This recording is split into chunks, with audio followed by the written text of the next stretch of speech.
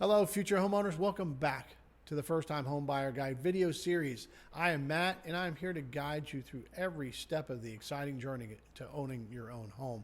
Now, in this episode, today's episode, we're going to talk about part 3 that a lender is going to look at, which is your income. There are some general overview pieces that a lender is just going to look through. There's actually federal guidelines that kind of govern some of the requirements around this. And then we're going to close with some of the types of different incomes so you kind of know what to expect, what analysis may happen for you, how that might apply to you, and see what other questions that might help you ask your lender. So let's get started. Pay. How do we calculate somebody's ability to repay? So when we look at generating lending guidelines or going through these types of analysis, a lender has to be consistent across the board. Now, you may look at what a lender puts down on the application as compared to what you feel that you make, and there may be a difference there. And it may really apply to this ability to pay calculation because a lender has to be consistent across the board. And when we have to be consistent, that may mean that we have to be a little conservative in some instances. Now, there's also a related piece called a continuation of income. Not only do I have an ability to repay, but what's the likelihood of that is going to continue? All right, so let's break down some types of income. You know, there's different income types. So you might have a base income type. You may have a variable income type. You could be self-employed. What kind of self-employment and income documentation are you generating in that aspect? And there's also, we're going to finish with some things on alternative income. All right, so base income. What's kind of that is the easiest calculation that we can do. And it sounds pretty, we'll just start, hey, if I have a base salary, I'll use some round numbers. Let's say I had a base salary of $120,000 a year. That would be $10,000 a month.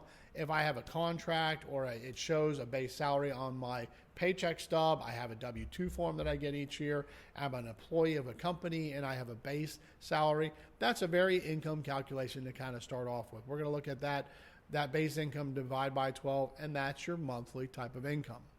Now, another base type of income is hourly income. Now, this gets a little bit trickier in the fact that how many hours are you actually working or averaging? Now, if we look at, hey, I'm working 40 hours every week, then if we made $10 an hour at 40 hours a week, then I'm making $400 a week. That's just a base type. But if I'm only working 38 hours one week and then 37 another week and then 40 hours and then 32 hours and now I'm back to 38 hours and there's a variable in those number of hours, then you're not being consistent on that. So then this is where an average of your year-to-date income may come into play, and it may even go back to a 12-month plus or 24 months or more, depending how much variances that are in there. Base salary and hourly income are traditionally the easiest things and the quickest ones to kind of get through, but you want to make sure that you're looking at, do we have that listed on your paycheck stub? And if you're hourly, how consistent are your hours? All right, so let's get into what a variable income. So I'm going to continue on from the hourly employee type of scenario. So let's say you're an hourly employee, but you make overtime. You know, what they're going to look at is overtime traditionally is not a consistent piece. You may make 4 hours one week, 10 hours the next week, 10 hours the next week, 12 hours a week after that, then back down to 5 hours. So that is why it is considered a variable. And traditionally, a lender is going to have a little tighter guideline on an overtime calculation. Traditionally, they want to see at least 12 months of that. If not, what they really prefer is 24 months. Another type of variable income is bonus income. Bonuses may be paid, monthly, quarterly, semi-annually, annually. How consistent are those? Now, if you get the same bonus every year, then that's a pretty easy calculation to do. If it varies, then they will take an average again over the last 24 months. Now, another type of variable income is commission income.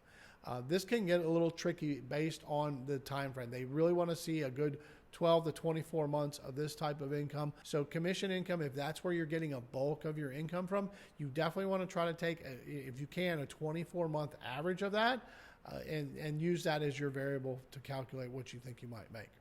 Okay, so self-employment income. Now, this can get a little bit tricky because a self-employed person typically has more flexibility in their filings with the IRS tax forms. There are more business expenses that they could write off against, claimed income from the federal government. which is a great way to reduce what your tax liability is. Now, there are certain things like depreciation or some other add backs that we might be able to add back in. But traditionally, if you're a sole proprietor, you may file a Schedule C. You may have a partnership on a 1065. You may have an S Corp type of situation in an 1120 or an 1120S. So these types of filings, they will definitely want to see on a traditional mortgage a 2-year history. They want to see 2 years of filed tax return. Okay, now we're going to go into the alternative income. Now, I'm going to kind of break this down into 2 different types. I'm going to call one a kind of a traditional type of alternative income and one that's a little bit more non-traditional. So a traditional type of alternative income might be like Social Security, somebody who's retired and they have Social Security benefits. They may have a pension or retirement benefit that they're taking as a consistent payout. That's an alternative type of income. Or disability. Maybe you're a veteran and you have some disability income that comes in from the VA.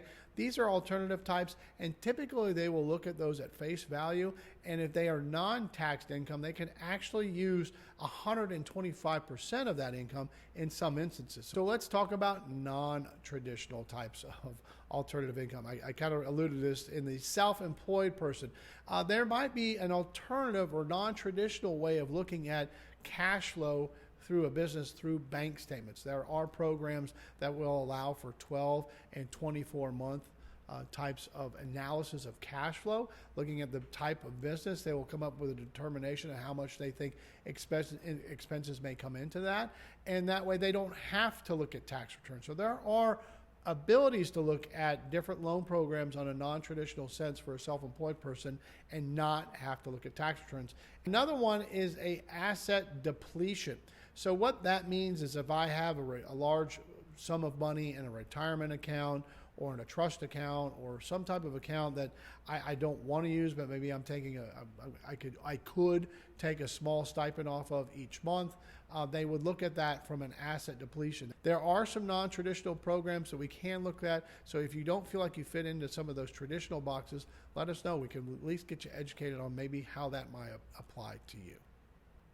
Okay, so these are some of the aspects that a lender is really going to kind of concentrate on when they're looking at income. You know, they're going to be consistent on how they're calculating it, so they're fair across that board.